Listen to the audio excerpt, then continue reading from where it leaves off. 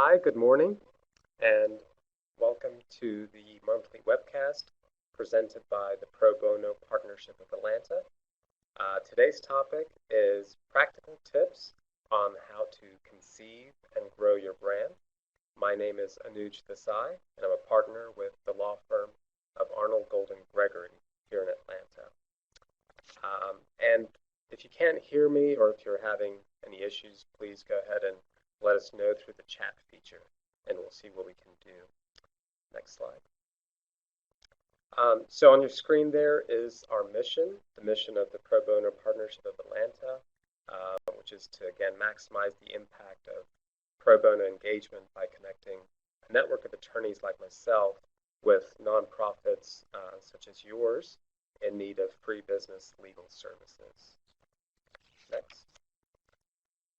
On your screen there, you'll see some more information about Pro Bono Partnership of Atlanta, who's eligible to join, and other information. So, if you want more information, please do visit on the web at www.pbpatl.org. And again, you'll find all this information there online as well. Next slide. Legal information, again, I'm an attorney, but I'm not your attorney. And so this webinar presents general guidelines for Georgia nonprofit organizations. And so please keep that in mind as well. Okay, so we're going to go ahead and get started. And if you have questions, we'd love to have them.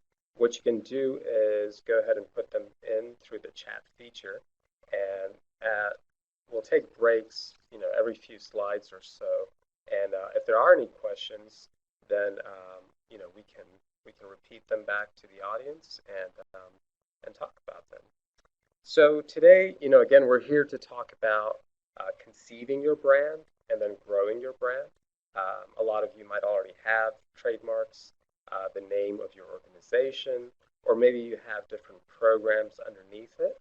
And so those are all, in a nutshell, trademarks and brands sort of synonymous. And so a trademark or a brand can be many different things. It could be words, like on your screen there you see Habitat for Humanity. That's a brand or a trademark. And then it can also be a design or a logo, which you also see there on your screen. And then there's some of the more obscure trademarks like colors. So if you see a brown delivery truck, you think of UPS. Sounds, if you watch NBC, sort of the ding, ding, ding. Well, that's their trademark, and so there are different ways in which you can have a trademark, and it doesn't always have to be just words or a logo. It can be very creative, which is what makes it fun and a fun area of law. So let's talk about why do trademarks matter. So the first is it's a mental shortcut for either your customers or your intended customers, the people you serve. When they hear your name or when they see your logo, they immediately think of either what your organization stands for or what services it provides. And so as you grow your brand, you are solidifying that shortcut, and it tells people, which is the second bullet point, that your trademark or brand is a symbol of quality and reputation. And that is why trademarks and brands are so important in the long run, is you put all that effort behind building the reputation, building the goodwill, and then you want to make sure that you protect it, because consumers rely on that trademark to feel comfortable saying, I want to go there and use their services because I know that that brand represents something of quality and is well reputed. And what's the other reason for a trademark? It's to distinguish yourself in the marketplace. As you know, there are numerous nonprofits in Atlanta and nationwide. And you are all, in a way, competing for some of the same consumers of your services. And having a distinctive trademark will allow you to separate yourself from the pack and over time, it'll allow you to stand out. So that's another reason to have a strong brand. So we're going to step into stage one, which is sowing the seeds of success. Do you have any questions so far? Okay, none so far. Feel free to, again, type those in and we can answer them at the next break. So first, trademark selection. What's the goal here? The goal is, and again, this is if you're coming up with a new brand, or maybe you're rebranding, or you're coming out with a new program and you want to give it, a brand identity or a name. So the goal is you want to select a few potential marks to start out with. So these are your marketing folks or people brainstorming within your organization. And you want to be creative about it, and you want to come up with a few marks that stand out in the marketplace. And then what you're going to do is take those and whittle them down to one. But let's talk a little bit about the brainstorming process.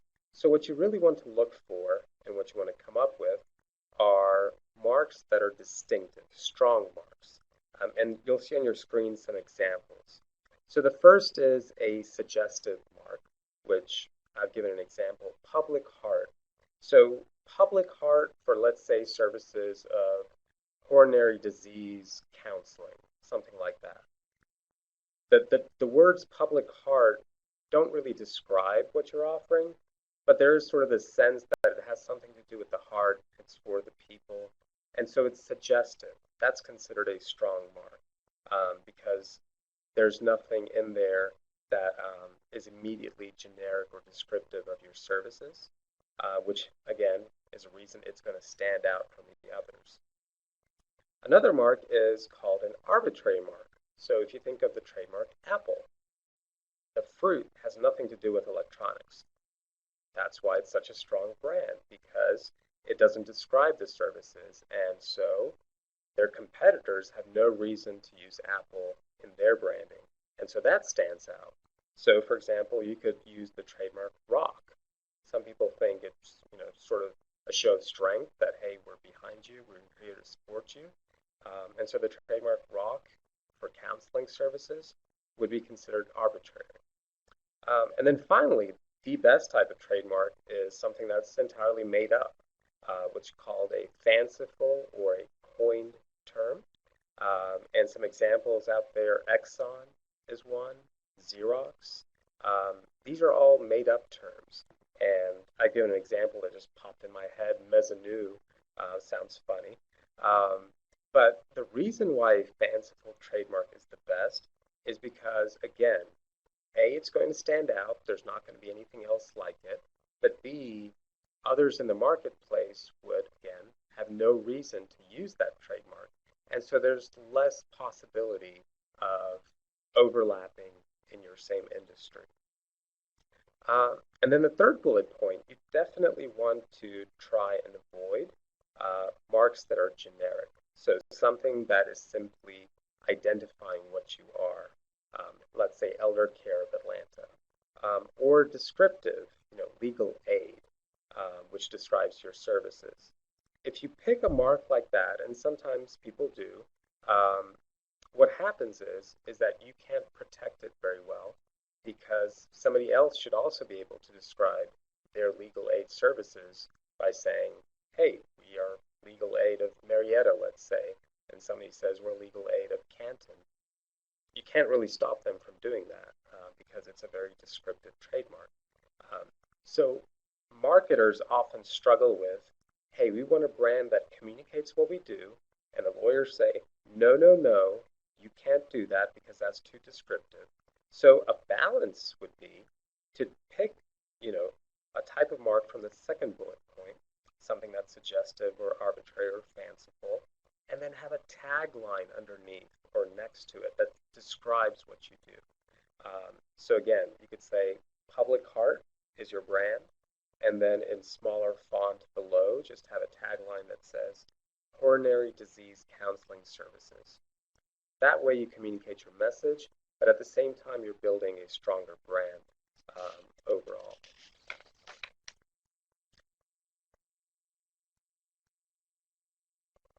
So we talked about trademark selection, and I said, pick a few different marks or brands. The next step is called trademark clearance. And this is the due diligence you do to make sure that you're not picking a brand that either somebody else already has out there in your field. And the test is not just identical. So you can't, just go out and say, well, nobody else has that exact spelling, or somebody has that spelling and I changed one letter, so I should be okay. The test really is something that's confusingly similar. So it's a broader test than just being identical. And typically an attorney helps you in this process because attorneys like myself have access to various trademark databases and also what are called sort of common law trademark databases, which look at use by businesses and entities throughout the country. Okay, so the goal is, again, you want to pick a mark, you come up with some names or designs, and you want to pick something that, again, nobody else really has in your space. And the reason for doing that, one is you want to avoid confusion in the marketplace. So if you look at the example there at the bottom, 100 black men, there's already an organization out there. You don't want to come out with 1,000 black leaders, right? Because somebody might automatically think, that sounds awfully close to 100 black men. Maybe they're related, maybe they're affiliated. And so what you're doing when you pick a name that's too close is, one, you're confusing people out there, but two, you're not respecting the intellectual property rights of the prior organization. And if 100 black men heard about your trademark, or you put up a website and you're coming out with that, you might very well receive a demand letter asking you to stop. And then all of that money and time you put in behind your brand will be for nothing. So a little homework on the front end goes a long way. You'll build a brand that doesn't infringe somebody else's, but also one you're comfortable knowing will be able to distinguish itself in the marketplace because it's not too similar to other brands. Okay, do we have any questions? No? Okay. Again, feel free to ask any questions you might have through the chat feature. All right, stage 2, cultivate your brand. So you picked a brand, you've done the clearance, you know this is what you want, and you're moving forward with it. You're putting it on your brochures, it's on your website, you're providing services underneath that trademark. Everything's going great. So what you want to do at this point is protect it, right? You want to make sure that it stays distinguished in the marketplace, and that there aren't any other entities that are using similar trademarks. Because again, that would cause confusion, and maybe consumers who are trying to look for your services might go to this other entity.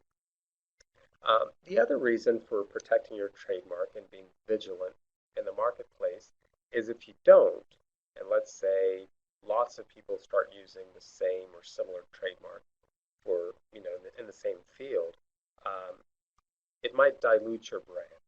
And in doing so, you might lose your rights in it to the point where if years later you try and stop one of these people, they'll say, no, you waited too long. And so you have to keep that in mind, is you can't, sit on your rights. You need to be vigilant. And how do you do that? So typically brand owners will have a trademark watch service, which is, a vendor that has specialized tools that automatically go out. They scour the internet, they scour trademark databases, and they try, and find things or names that are similar to yours, and then they let you know, at which point you can say, that's not too close, I don't need to worry about it, or yes, that's a problem, we need to reach out to them. Being a nonprofit, budgets are always an issue. So a free way to do this is through Google Alerts. So you can set up your trademark, your brand name into a Google Alert, so you get notified anytime that there's a mention of that, which hopefully will always be something you've done. You're in the press, something great happened, but sometimes you learn of other entities that are using your name, and then you can use that to contact them. So that's a quick way and a cheap way to do it. Um, let's say you learned through word of mouth or through one of these services that there is a problem out there. Somebody's using the same trademark as yours. What do? Um, you have to take action, of course. You got to protect your brand. And one way to do it, keeping in mind, again, you're a nonprofit and your mission and your way of doing things is, of course, much different than, let's say, some international conglomerate out there. It's what I call the Southern Hospitality Demand Letter. And what you're doing is you're essentially, through an attorney or yourself, sending a very nice demand letter to the other side. You're saying, here's who we are, here's our brand, here's what we've invested in it. If you have a trademark registration, point that out. And you say, look, it seems like you inadvertently adopted something that's identical or confusingly similar to ours. And in doing so, you're hurting our brand, you're causing confusion in the marketplace, and we would ask you to stop. And let's discuss a way in which you can rebrand to something else over a period of time. And that way we're both better off. Which is in stark contrast to a lot of attorney demand letters that you might have heard of, where it's very aggressive and stop now and give us all this money, or we're going to take you to court. Um, the demand letter I'm talking about is much more in line with your mission, and it's also something that can easily come from a business executive at your organization versus an attorney. So keep that in mind, as you do want to protect your trademark. And there are different ways that you can do so. The best way to protect your trademark is to get a trademark registration. And you can get one through the United States Patent and Trademark Office, which will give you nationwide rights and exclusivity for your trademark. The prerequisite is that you must provide your services in interstate commerce. So either folks are coming in through interstate commerce to use your services, or you're advertising nationwide, or at least in more than one state. If you're more Atlanta focused, or let's say Georgia focused, it's perfectly fine to get a Georgia registration. It's all much cheaper, first of all. It's much quicker. And you'll still get exclusivity throughout the state. So there's two ways of doing that. Before you get a registration, be sure to put the little TM symbol next to either your logo or your trademark, the word mark. Once you get a registration, that's when you put the circle R. People always ask me, what's the difference, and am I allowed to use the TM? I don't have a registration. So now you know. You always have trademark rights once you start using it. That's when you put the TM. But once you get the registration, that's when you do the circle R. So again, keeping in mind you're a nonprofit, you don't have an unlimited budget. You want to be conservative. You don't want to try and register every single trademark that you have. You want to keep in mind, for example, how long will I use this brand? Maybe it's something that you're only going to use for a few years, or you're not sure, because down the road there's going to be an entire rebranding effort. So think about that. Think about what your primary trademarks and brands are, and then see which ones you want to go register. Now, of course, if you're getting a Georgia registration, it's much cheaper, so you can afford to get a lot more in terms of Georgia registrations. And just to give you sort of an idea, in terms of just government fees, a federal registration costs somewhere between $225 to $285 per trademark per what they call class of services. And in Georgia, I think it's like $30 or $40. So big difference there for you. And then you see on your screen there, you still have common law rights in your mark. And so that's a misunderstanding that folks often have is, I don't have any rights until I go get my registration. And that's not true. The minute you start using your trademark out there in commerce, you have trademark rights. In the US, you get trademark rights through use. You can go get a registration to get additional protection, exclusivity, and certain other benefits. But even if you decide you can't afford a registration or you don't need one, you still have rights. And if somebody else popped up, 2 years later using the same trademark, you can send them that nice demand letter and tell them to stop. Um, Not having a registration won't stop you from doing that. Also, be smart with your budget, and keep in mind that applications to register marks can be refused. So, for example, if you do apply to register legal aid of Marietta, the trademark office might say, sorry, that's too descriptive, and we're not going to give you a registration and prevent others from using that trademark. Um, there's certain ways you can get around that sometimes, but you want to think through all those issues. Maybe you know of some other trademarks out there that might be considered confusingly similar. If you go to apply, the USPTO might say, we can't give you a registration because of these other registrations out there. So evaluate those risks before you invest the money into going and getting registrations. Uh, so let's look at a couple examples here on the next screen. One is Action Ministries. So here you actually have several different trademarks. You have Action Ministries, that's one. You have the logo of the individual with the sort of arc over the individual. And then you have the phrase leading people out of poverty. Um, if you have, if you don't have an unlimited budget, you may say, I'm only going to go register Action Ministries for now. And maybe later, if you use the individual logo a lot, you might go register that. The tagline, leading people out of poverty, those change pretty often. That's not your core brand. So maybe you would omit that and not worry about that expense. Um, the other one, Bird's Big Adventure, um, with the star, um, you might go register the words Bird's Big Adventure. But otherwise, there's not sort of a unique design element to the wand with the star. Um, the font is simply stylized. And so you might say, you know what? Getting the words registered is enough because that will give me the protection I need overall.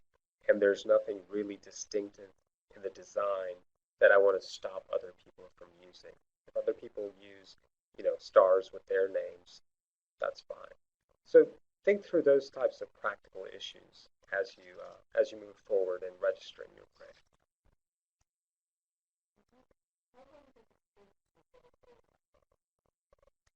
Yeah, the question was, how long does it take to get a trademark registration?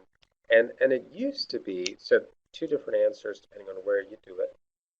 With the USPTO, so at the federal and national level, it used to be that it would take anywhere from 14 months to 2 years.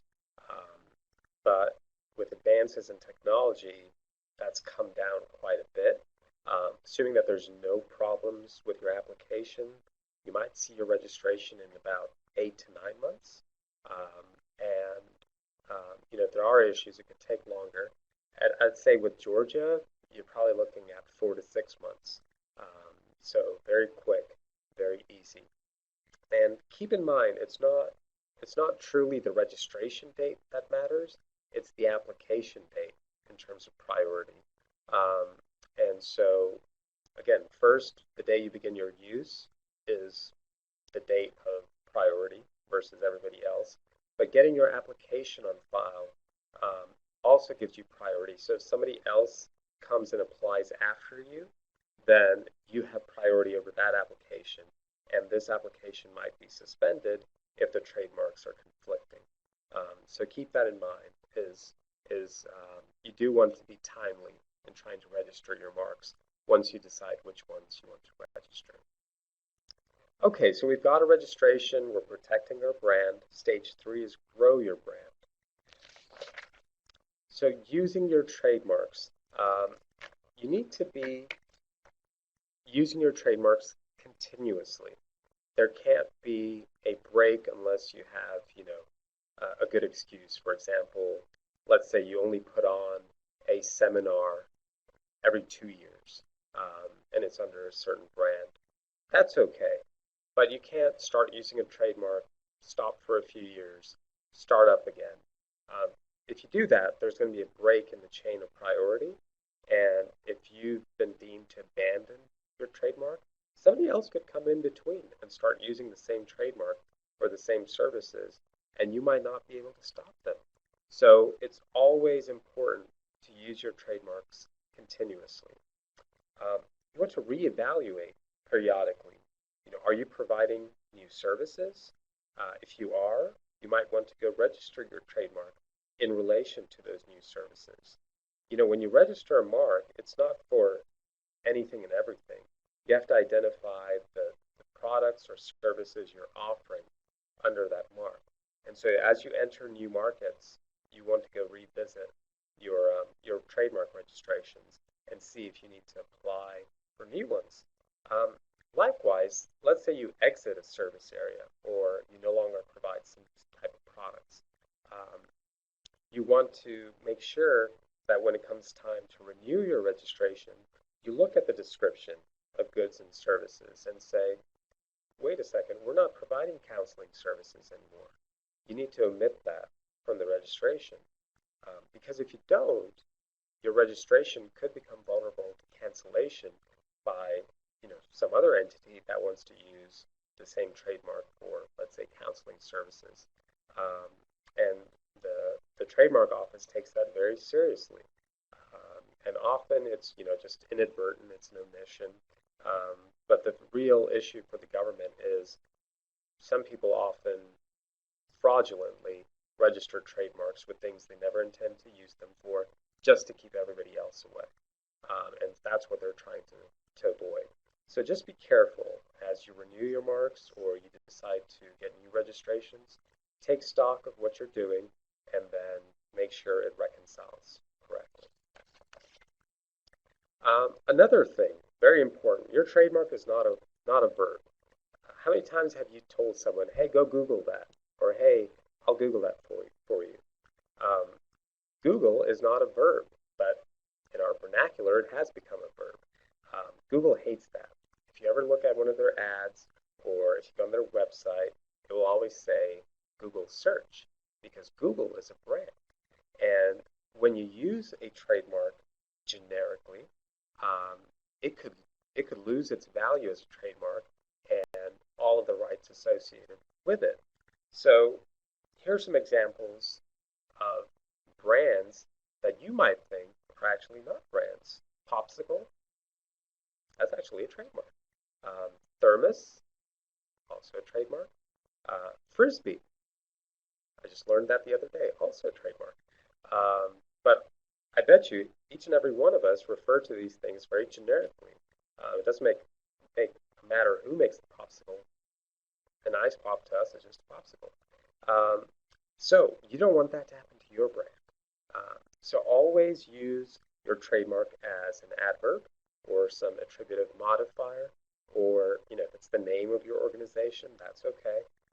But try not to take words from your trademark and then use it as a verb in marketing. Marketers love doing that, but you should not do that because that again might make your trademark vulnerable to becoming generic. Another important lesson is to use your trademarks consistently. Spelling matters. Punctuation matters. There's an example there on your screen. When you go register your trademark, you present it as, let's say, Braille-ease. At certain points, you're going to have to prove to the government you're still using your trademark. It's called a maintenance filing.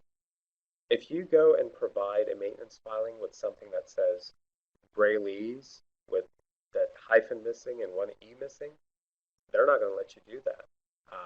They're going to say that's not what you registered. And then you might have to, try and go amend your trademark registration to reflect how you're actually using it. But it's a big pain, it's a big expense, and there's no guarantee you'll be able to do it. So take a good look. This is part of the creative review process in your organization. is as you put out brochures, as you put out website copy, take a good look. Make sure you're always using the trademark, the same spelling, the same presentation as you have before. This is especially true with design marks. Logos, various logos that you've seen in your lifetime, they change over time. If you think of Wendy's hamburgers, the girl, she's changed over several decades. Um, and and so let me give you an example. There on your screen, you'll see the New York City Ballet trademark with the logo, which is in the before column. And then you've got the after, which is, the more modern sort of look there. Um, in that case, they decided to make a clear shift. They're going to something totally different. And when you do that, once you stop using the old one, you abandon your rights in it. And others who come along and start using something similar, you can't stop them. So, if that's your intention, that's fine. But if you're inadvertently changing your design or modifying it slightly, just know that you might lose rights in it. The other graphic there on the screen is the Firefox browser logo. And as you can see in '05, it was sort of this bird with flames. Um, and then in '09, it moved to the fox, covering the globe. And then as you look onwards, it doesn't really change that much. There's just minor changes. Um, and that's okay. That is allowed because it's not a material alteration. What you see there in front of you still looks roughly the same. And usually the trademark office says that's okay. Um, so if you do want to do a refresh of your brand or you want to make it look cleaner or more modern, let's say, just keep that in mind. If you don't want to lose your rights for over all those years in the design, just make minor changes to it gradually. And that way you can have this continuum and the design mark will be protected, forever and ever, as long as you keep using it. Okay. Do you have any questions? Okay. So stage 4 is harvest the goodwill. So now you're using your trademark, you're protecting it, you've got it registered, you're doing all the right things. Um, you can actually, make some money from it. You can license your trademark. So let's say you have a brand like NPR that people love to show off, and you want to be able to allow others to use it. You can license your trademark, and you can license it, let's say, to an apparel manufacturer, or people who put out coffee mugs or anything like that. Um, what you want to make sure is that when you do license it, you still retain control, quality control over whatever products are being put out, control over how your mark is presented on those products. The reason being that away. So let's say your nonprofit is merging with another one, or maybe you're acquiring one, or let's say just a group of services is being um, siphoned off, or not siphoned off, but is being sold away or conveyed away to another entity. Um, and when you do that, you can assign both your trademarks, your registrations, all to the other entity, or like I said, you might be taking on another entity's trademarks. When you do that, just make sure you're also assigning the goodwill that goes with their trademarks. Otherwise, the assignment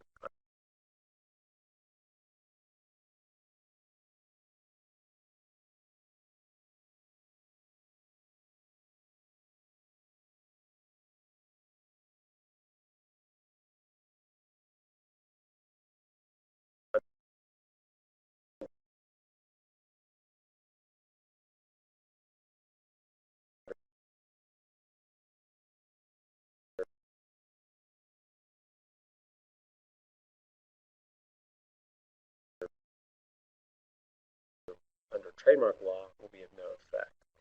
So always remember that you assign the trademark with the goodwill. We'll speak briefly about domain names.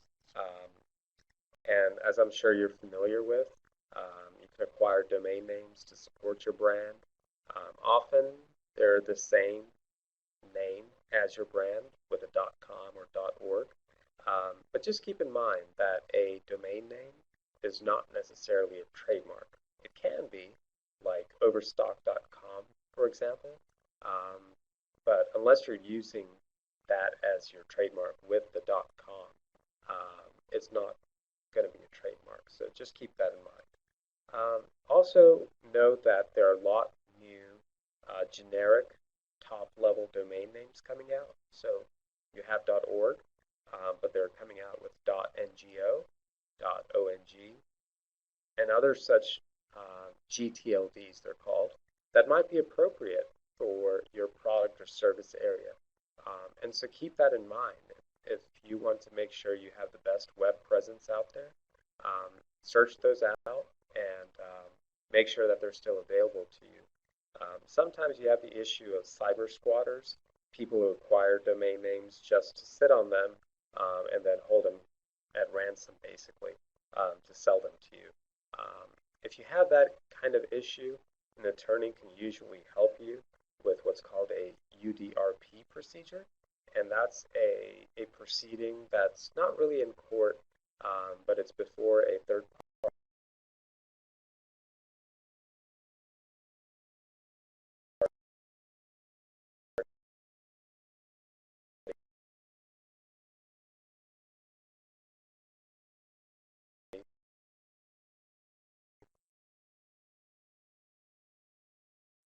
where you basically take the cyber squatter into the proceeding and try and acquire the domain name.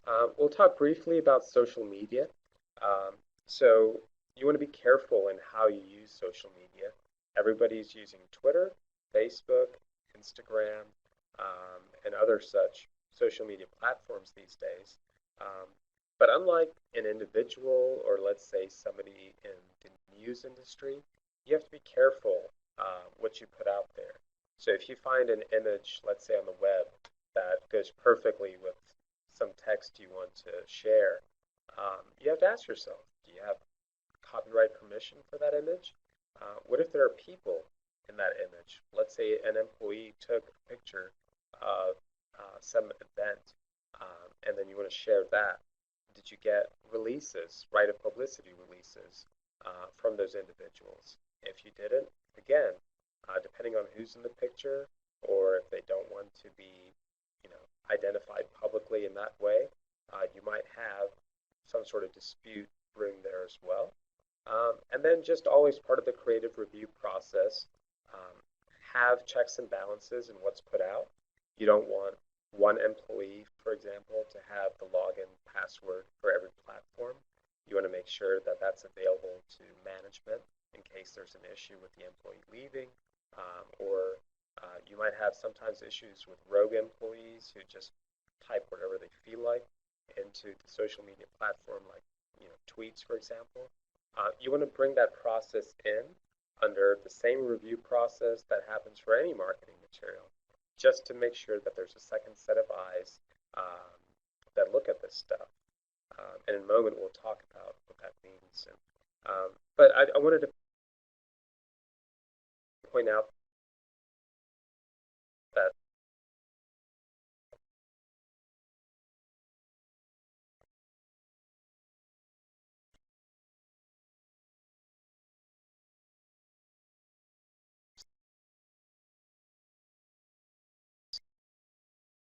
social media can be trying, it can be painful, and you have to have the resources there. So, for example, if you're, let's say, uh, you have to have the people there to be able to respond to those and to say, we appreciate your feedback. Please direct message us or please send us a message, and we'd like to discuss this with you so we can address your concerns. That's a lot of work. And so if you're investing in social media, you want to make sure you have the manpower to support it. People who put out fresh content. You don't want something started in 2012 and then it's 2015 and you didn't write anything for 3 years because that makes your brand look stale. It makes it look like you're not doing anything anymore. So keep that in mind as well. The example I mentioned a second ago, um, I'm sure everybody recalls Komen for the Cure and Planned Parenthood, that issue that have cropped up recently. You want to align your brand to your message, and this is why creative review is so important. If you're putting out a message in social media or any marketing really, um, has it gone through various levels of review to make sure you're aligning your brand to your message? Because if you don't, you might have the issue that they experienced where somebody said something that maybe top level management didn't clear, and now it's become a PR disaster. So walk through the copy, walk through the marketing materials, the social media messages, make sure it aligns with your brand. Mistakes will happen, something will be said inadvertently. Just have a crisis plan in place so that you can address that. Ultimately, the end goal is to protect your brand, to make sure that it doesn't suffer or get damaged because of some sort of customer issue or PR issue. So that brings us to the end of our presentation. Again, apologies for the technical issues, but if you have any questions, I'm not sure if we have any at this time. Okay. Well, we appreciate your attention today, your participation.